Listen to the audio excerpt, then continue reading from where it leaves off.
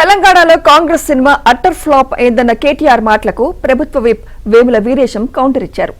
ఎన్నికల్లో గెలవలేని కేటీఆర్ కార్యకర్తలను ఉత్సాహపరిచేందుకు చిల్లర మాటలు మాట్లాడుతున్నారని మండిపడ్డారు.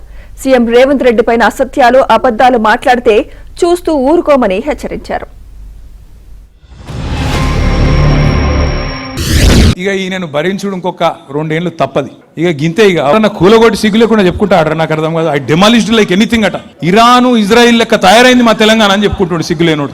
ఇంతకంటే పిచ్చోని ఏమనాలి? నేను ఏమన్నా తిడదామంటే కూడా నోరు వస్తలేదు నాకు. ఇవాళ దురదృష్టవశాత్తు తెలంగాణకు ఈయన ముఖ్యమంత్రిగా ఉన్నాడు. ఇంకో 2 ఏళ్లు కాంగ్రెస్ అనే ఈ దరిద్రాన్ని దేశం మొత్తం వదిలించుకున్నారు. కానీ ఈ దరిద్రాన్ని మనోళ్ళు కొంతమంది ఆయనతో నమ్మి నెత్తి మీద రుద్దుకున్నారు. ఇంకో 2 ఏళ్లు భరించక తప్పదు. సినిమా ట్రైలర్ చూడంగానే చెప్పేంత సత్తా ఉన్న తెలివితేటలున్న తెలంగాణకు మరి ఇంటర్వెల్ అయిపోయాయి. రేవంత్ రెడ్డిది 50% టైం అయిపోయిందా లేదా?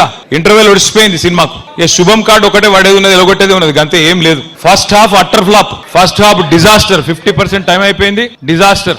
మా ముఖ్యమంత్రి గారు మీ హయాంలో ఆక్రమించినటువంటి చెరువుల్ని, మీ హయాంలో కబ్జాకు గురి అయినటువంటి చెరువుల్ని, మీరు చెరబట్టినటువంటి చెరువుల్ని చెర నుంచి విడిపిస్తుంటే నీకు నీ అనుమయులకు నిద్ర కూడా పట్టక ఇలా మా ముఖ్యమంత్రి పైన ఇష్టం వచ్చినట్టు మాట్లాడుతున్నాం. అంటే చేతగాని, ఎన్నికల్ని పేజ్ చేయలేని, ఎన్నికల్లో గెలవలేని, చేవదొచ్చినటువంటి పార్టీగా ఉన్న మీ పార్టీని, నిర్వీర్యమైపోతున్నటువంటి మీ కేడర్ని, నిరాశ నిస్పృహలో ఉన్నటువంటి మీ పార్టీ నాయకత్వాన్ని ఉత్సాహపరచడం కోసం నువ్వు మాట్లాడుకుంటున్నా అంటే మాట్లాడుకో, మాకు అభ్యంతరం లేదు. కానీ మా ముఖ్యమంత్రి పైన, మా ప్రభుత్వం పైన అసత్యాలు, అబద్ధాలు, చిల్లర కామెంట్లు చేస్తే చూస్తూ ఊరుకోమనేటువంటి ఒక విషయాన్ని ఈ సందర్భంగా నేను హెచ్చరించదలుచుకున్నాను.